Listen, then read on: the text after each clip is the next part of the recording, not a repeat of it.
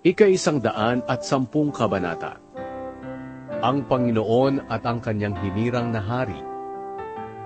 Sinabi ng Panginoon sa aking Panginoon, "Maupo ka sa kanan ko hanggang mapasuko ko sa iyo ang mga kaaway mo."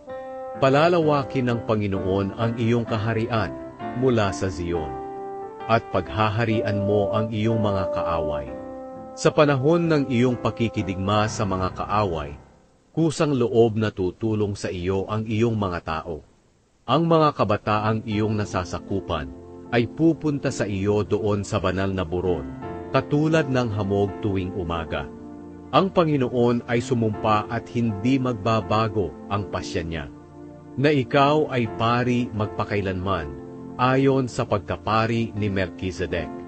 Ang Panginoon ay kasama mo. Parurusahan niya ang maraming hari sa oras ng kanyang galit. Parurusahan niya ang mga bansa, at marami ang kanyang papatayin. Lilipulin niya ang mga namumuno sa buong mundo.